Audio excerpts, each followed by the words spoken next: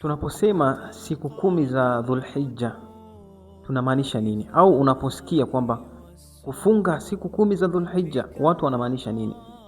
Siku 10 za Dhulhijja ni kwanza, Dhulhijja yenyewe ni mwezi mtukufu ambao unafanyika ibada ya hija ndani ya mwezi huu, lakini pia inamalizika ibada ya hija ndani ya mwezi huu, ambazo hizi siku 10 ni zile siku 10 za mwanzo wa mwezi wa Dhulhijja. Maana kuanzia tarehe 1, tarehe 2, tarehe 3 mpaka tarehe 10, ambao tarehe 10 ndio Eidul Adha, ndio idi ya Adha au idi kubwa au idi ya kuchinja au idi ya pili, ndio inafanyika tarehe ya 10. Maana siku ya 10 ya mwezi wa Dhulhijja. Mwezi wa Dhulhijja ni mwezi wa 12 wa Kiislamu, ambao ni mwezi wa mwisho kabisa katika mwaka wa Kiislamu. Hizi siku 10 zina fadhila gani kwa Mwenyezi Mungu? Hizi siku 10 zina fadhila nyingi sana na bora sana kwa Mwenyezi Mungu. Bali Mtume sallallahu alaihi wasallam anasema hakuna siku zozote katika mwaka bora zaidi kuliko hizi siku 10 ambazo zinapatikana mwanzo wa mwezi mtukufu wa Dhulhijja. Mwenyezi Mungu pia ameziapia katika Qur'an.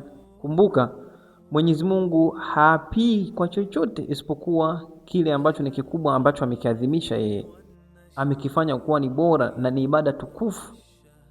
Ndio Mwenyezi Mungu anaapia kwa vitu vya namna hiyo. Mwenyezi Mungu Subhanahu wa Ta'ala anasema wal fajr wa layalin ashr, na hapa kwa siku 10. Hizo siku 10 ni zipi na kwa nini zimetajwa layali? Unajua, katika lugha ya Kiarabu ukisema layali unamaanisha usiku, na ukisema nahar unamaanisha mchana. Umeona? Sasa kwa nini Mwenyezi Mungu atumie usiku katika kuapia na wala hajatumia mchana? Wanazuoni wakataja mambo kadhaa kuhusu hilo.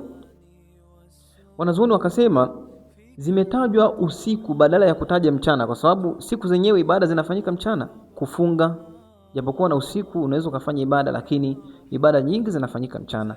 Kwa nini Allah hataje usiku na asitaje mchana?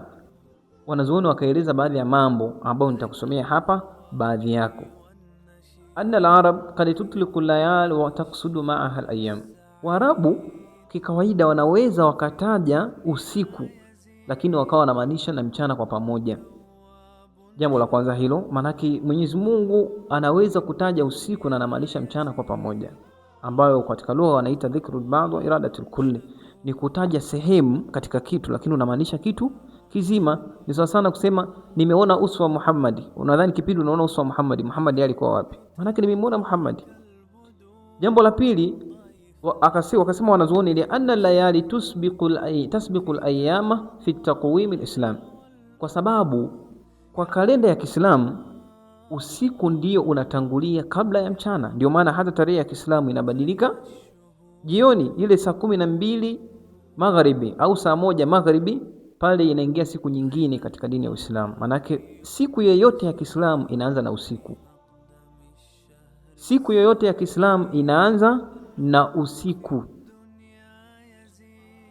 Kwa hiyo hilo ni jambo la pili walilolitaja wanazuoni, kwamba kwa nini Mwenyezi Mungu ataje usiku badala ya kutaja mchana. Jambo la tatu ni ukumbusho kwamba wasisahau wanadamu Waislamu wacha Mungu kufanya ibada za usiku katika hizo siku, kwa sababu Mtume sallallahu alaihi wasallam anasema ma min ayyam, hakuna siku zozote katika mwaka al-amalu salihu ahabbu fiha, jambo lolote jema, tendo lolote jema, kazi yoyote njema, ibada yoyote ni bora zaidi na inapendeka kwa Mwenyezi Mungu zaidi ya ndani ya hizi siku 10. Hamna, manake hakuna siku bora kwa mwaka mzima au katika maisha ya mwanadamu Muislam zaidi ya hizi siku 10. Hamna. Jambo la 4 wakasema ni kwa sababu usiku na mchana vyote vinakusanyika kwa pamoja na zinatelekezeka ibada katika hivyo viwili, ila ibada ya usiku inakuwa bora kuliko mchana. Kwa sababu gani? Ibada ya usiku hakuna mtu atasimama usiku kufanya ibada kwa ajili ya fulani amuone. Yupo nyumbani kwake gizani anasimama usiku wa manane, hakuna anayemuona.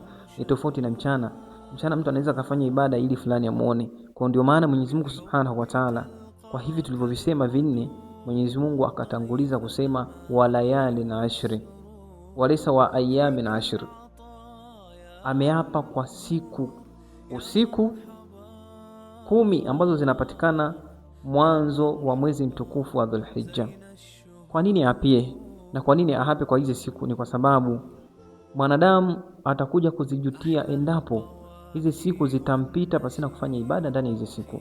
Yani hii ni ofa Mwenyezi Mungu ameitoa kwamba ukifanya ibada katika hizi siku malipo yako yanakuwa yako juu sana. Ukiacha maasi katika hizi siku Mwenyezi Mungu atakulipa malipo ya juu. Na hivyo pia kinyume chake, mtu akifanya tendo baya ndani ya hizi siku, akifanya maasi yoyote ndani ya hizi siku 10, madhambi yake yanakuwa yapo juu sana.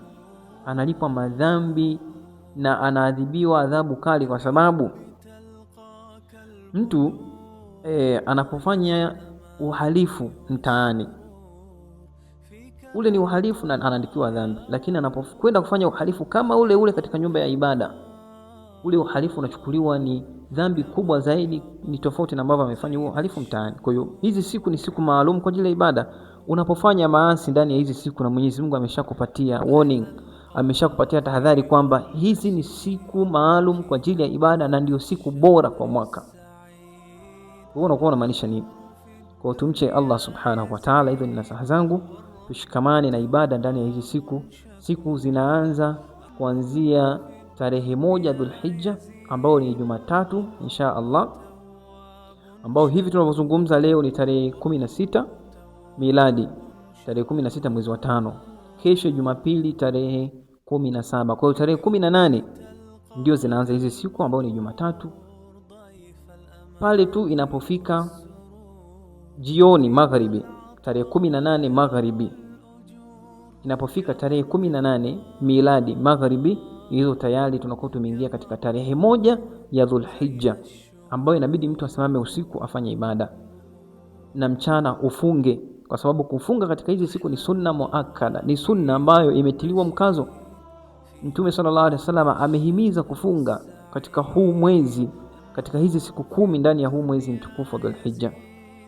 Muda huo wale wanaohusika na hija, wale mahujaji waliokwenda hija wanakuwa wapo kwenye hija, wanakuwa wapo wanashughulika na ibada za hija. Maanake kufunga ni kwa yule ambaye hajaenda hija. Ama ambaye ameenda hija, yeye anashughulika na ibada ya hija.